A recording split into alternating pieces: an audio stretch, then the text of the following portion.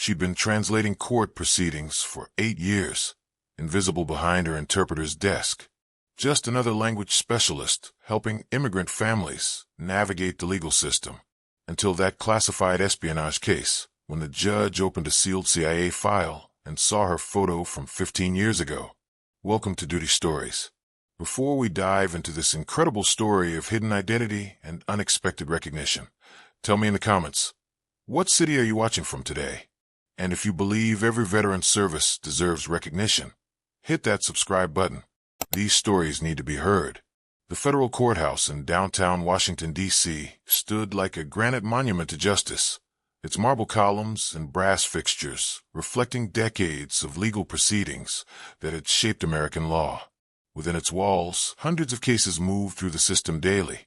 Immigration hearings, federal crimes, civil disputes, and occasionally, matters of national security that never made the evening news. In Courtroom 4B, Elena Vasquez sat in the interpreter's booth, a small glass-enclosed space overlooking the proceedings below. At 42, she had the kind of unassuming presence that made her nearly invisible, exactly what a good court interpreter should be. Medium height, dark hair pulled back in a simple bun, wire-rimmed glasses, and conservative business attire that suggested competence without drawing attention. Elena was fluent in 12 languages and had been the courthouse's most reliable interpreter for 8 years.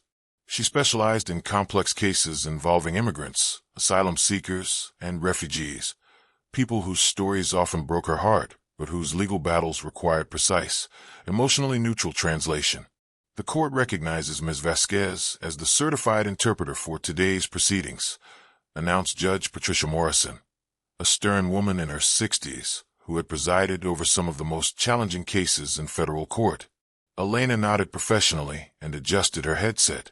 Today's case appeared routine on the surface, an immigration hearing for a family seeking asylum from political persecution. But Elena had learned in federal court, appearances were often deceiving. What the court didn't know was that Elena Vasquez wasn't her real name. Her employment records showed a clean background.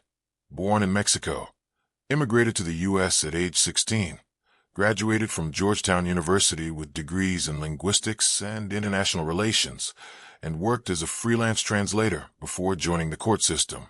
All of it was true, but incomplete. The records didn't mention her 15 years with the Central Intelligence Agency, where she had operated under deep cover in some of the world's most dangerous places.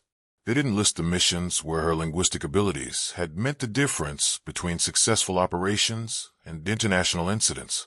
And they certainly didn't reference the classified work that had earned her commendations she could never publicly acknowledge. Elena had buried that life so deeply that most days she almost believed the cover story herself. She was just a court interpreter, helping people navigate a complex legal system in a language that wasn't their first. It was honest work, meaningful work, and it didn't require her to carry a weapon or make life-and-death decisions in hostile territory. Ms. Garcia. Judge Morrison addressed the petitioner, a middle-aged woman clutching a folder of documents. Please tell the court why you are seeking asylum in the United States. Elena translated the question into Spanish, then listened as Mrs. Garcia began her story, a tale of political persecution, death threats, and a desperate flight from violence that had become all too familiar in Elena's 8 years at the courthouse. As Elena translated Mrs. Garcia's testimony back into English, she maintained a professional neutrality that was essential to her role. She was a voice, not an advocate, a bridge between languages, but not between legal positions. Her job was accuracy, not opinion. The hearing proceeded normally for 2 hours. Mrs. Garcia presented her evidence. The government attorney asked questions, and Elena translated with mechanical precision. It seemed like a routine case that would likely result in asylum being granted. Then everything changed. Your Honor, said James Patterson, the attorney representing Homeland Security, the government has concerns about this petitioner's connections to known terrorist organizations. We request permission to present classified evidence. Judge Morrison's expression grew serious. Mr. Patterson, this is highly unusual. What kind of classified evidence? CIA intelligence reports, Your Honor. They require SCF protocols and sealed proceedings. Elena felt her chest tighten. SCF, Sensitive Compartmented Information Facility, meant the courtroom would be secured and cleared of all non-essential personnel. It meant classified material that could damage national security if disclosed. Very well, Judge Morrison decided. Court will recess for 30 minutes while security protocols are implemented. Ms. Vasquez, you'll need to be cleared for classified access or replaced with someone who has appropriate clearance. Elena's mind raced. Being security cleared would require a background investigation that might uncover her CIA past. But refusing would mean being removed from the case, potentially leaving Mrs. Garcia without proper translation at a critical moment. Your Honor, Elena said carefully, I believe my background check should already include security clearance verification. Judge Morrison nodded to the court clerk, who began making calls to verify Elena's clearance status.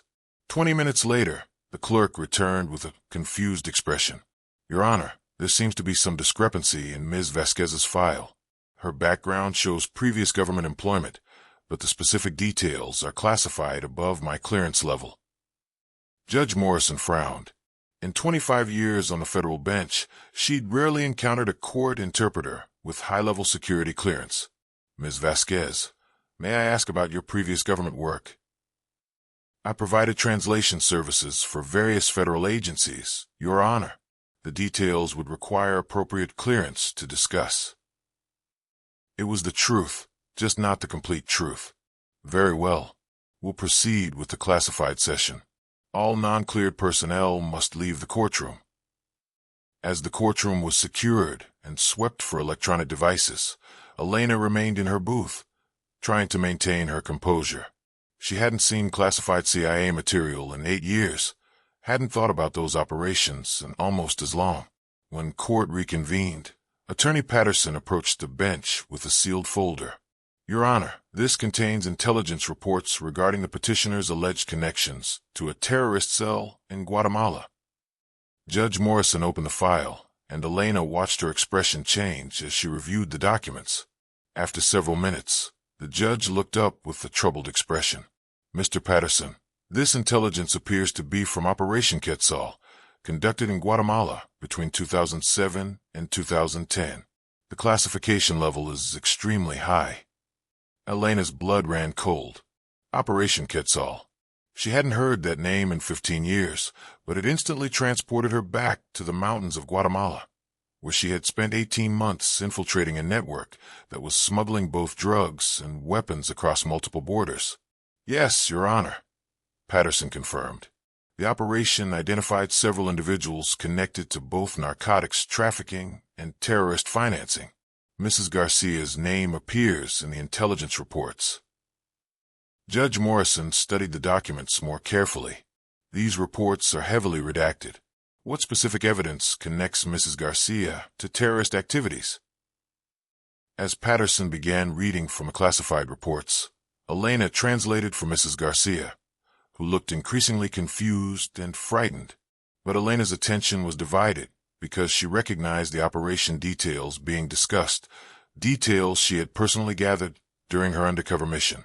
According to Agent, the name is redacted.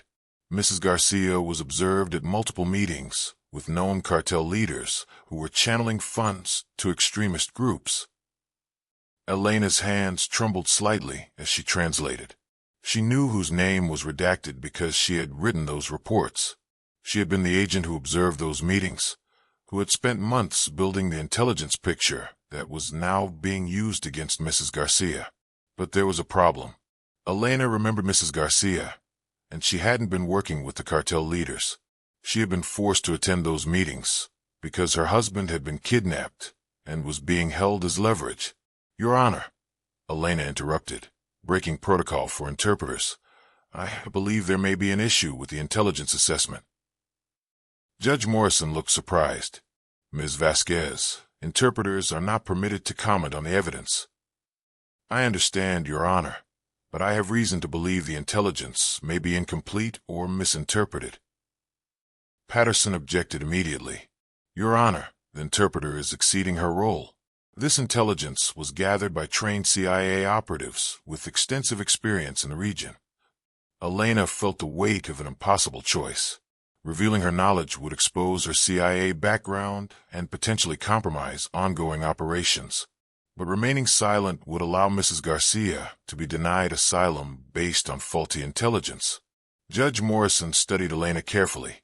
Ms. Vasquez, what makes you think you're qualified to assess CIA intelligence reports? The courtroom fell silent. Elena looked at Mrs. Garcia, who was watching with terrified eyes, not understanding the English conversation that was determining her fate. Because I wrote them, Your Honor. The silence that followed was profound. Patterson's mouth fell open. Judge Morrison's eyes widened. Even the court reporter stopped typing. Excuse me. Judge Morrison said quietly. Elena removed her glasses and set them on the desk, meeting the judge's eyes directly. Operation Quetzal, Guatemala, 2007 to 2010. I was the undercover operative who gathered this intelligence. My code name was Nightingale. Patterson was on his feet immediately. Your Honor, this is highly irregular. We need to verify these claims before proceeding. But Judge Morrison was already reaching for her secure phone. Bailiff, secure the courtroom. No one enters or leaves. She dialed a number that Elena recognized, the CIA's Office of Security.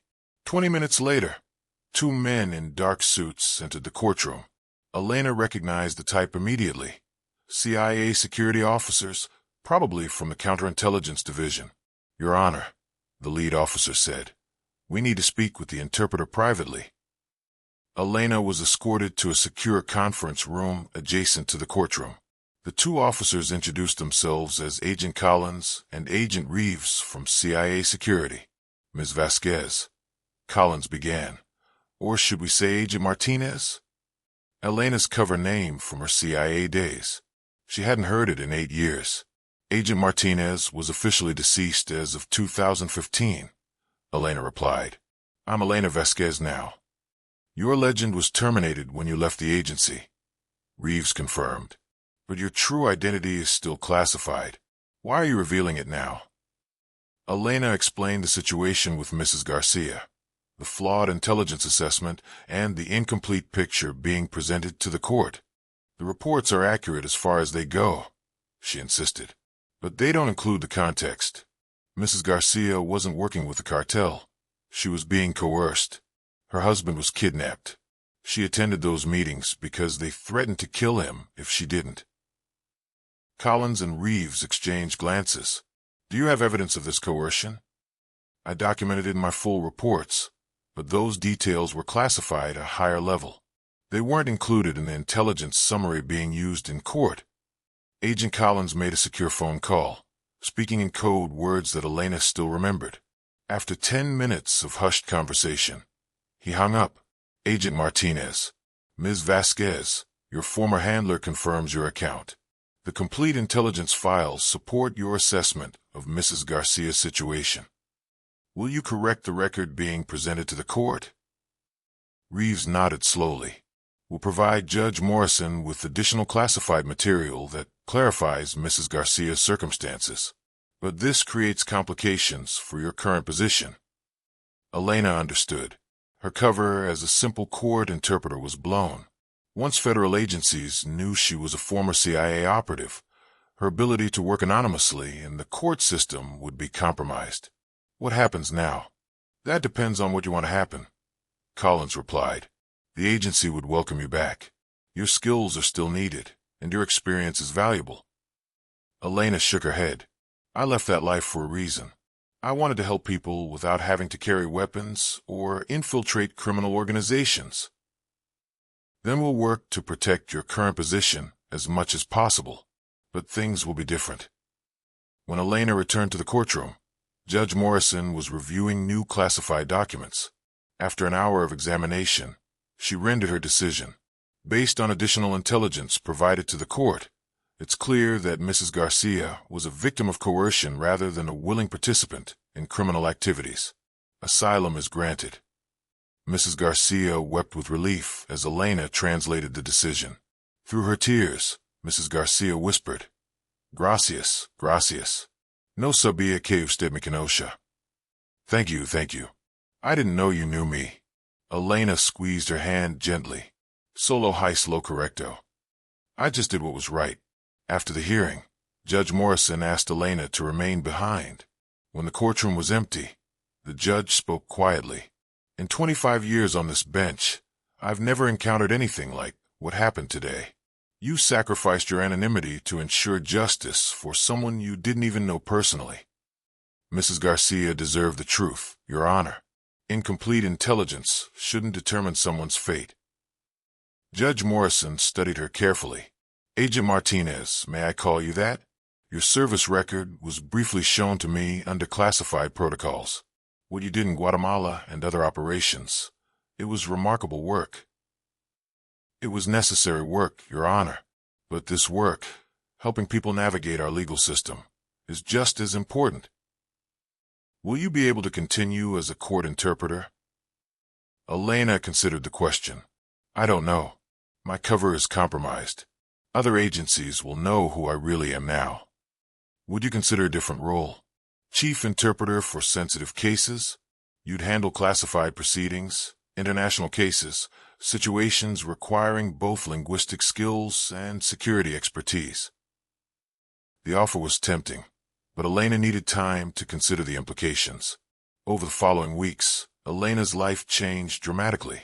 Word of her CIA background spread quietly through the federal law enforcement community. She received offers from multiple agencies, FBI, DEA, Homeland Security, all wanting to utilize her unique combination of linguistic skills and intelligence experience. But she also received something unexpected, recognition from the immigrant community she had been serving for 8 years.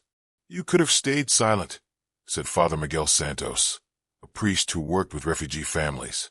Mrs. Garcia would have been deported, and no one would have known you could have prevented it. Elena had been attending a community meeting where several families she had helped translate wanted to thank her. They didn't understand the specifics of what had happened in court, but they knew she had taken a risk to help one of their own. It wasn't a choice, Father, Elena replied. I had information that could save an innocent person. How could I remain silent?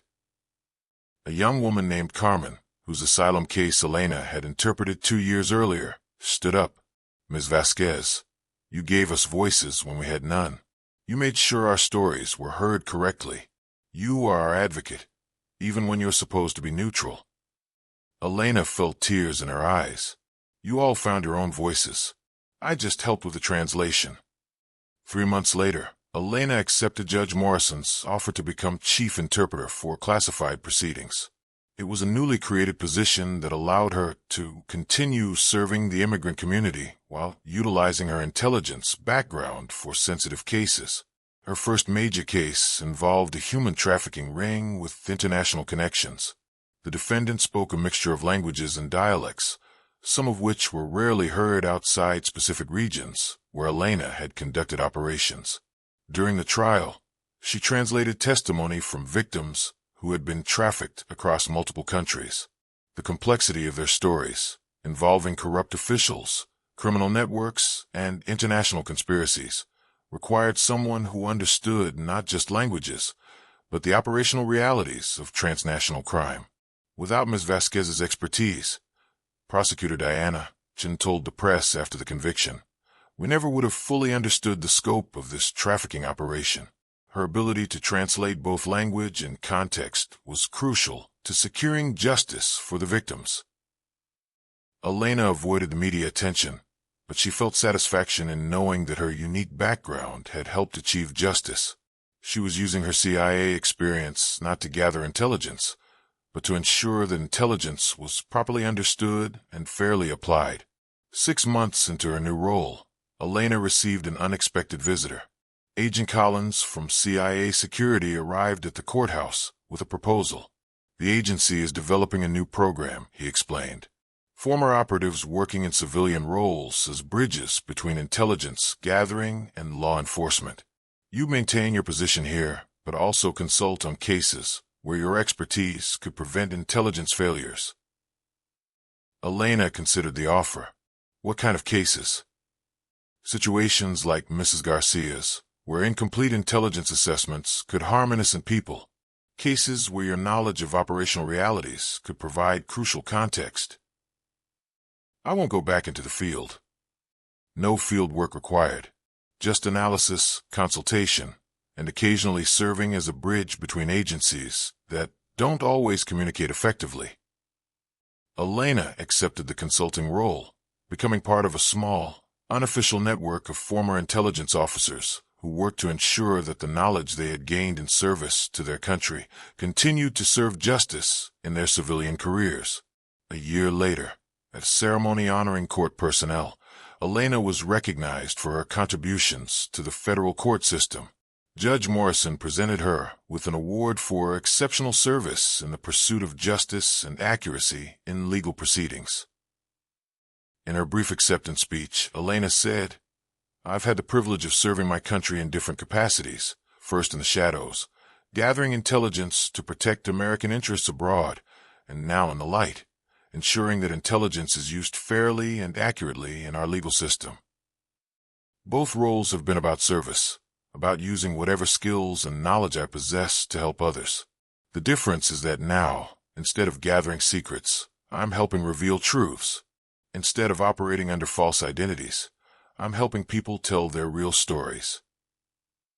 After the ceremony, Mrs. Garcia approached Elena with her teenage daughter, who now spoke fluent English. "Senora Vasquez," the daughter said, "my mother wanted me to tell you something.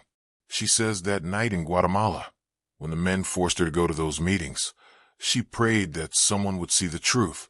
She says you were the answer to her prayer." Elena hugged them both, thinking about the strange journey that had brought her from the mountains of Guatemala to a federal courthouse in Washington, D.C. She had started as Agent Martinez, gathering intelligence in hostile territory. She had become Elena Vasquez, invisible interpreter helping immigrant families navigate the legal system. Now she was something new, a bridge between those two worlds, using her hidden past to serve justice in the present. That evening, Elena sat in her apartment, looking at two items on her desk. One was a commendation letter from the CIA, thanking Agent Martinez for her service and sacrifice. The other was a handwritten note from Mrs. Garcia's daughter, thanking Elena Vasquez for giving her family a voice when they needed one most. Both represented service. Both represented sacrifice. Both mattered. Elena had learned that you don't stop serving when you change uniforms. You just find new ways to use your experience to help others. Whether gathering intelligence in dangerous places or translating testimony in federal court, the mission remained the same, protecting the innocent and seeking justice. Some secrets are meant to be kept forever. Others are meant to be revealed at exactly the right moment to serve a greater good. Elena Vasquez had spent 8 years keeping her most important secret. When the moment came to reveal it, she had chosen justice over anonymity, truth over safety, and service over self-preservation. And in doing so, she had found a way to honor both the agent she had been and the advocate she had become. So I ask you, have you ever met someone whose hidden expertise emerged at exactly the right moment? Someone who sacrificed their anonymity to help another person?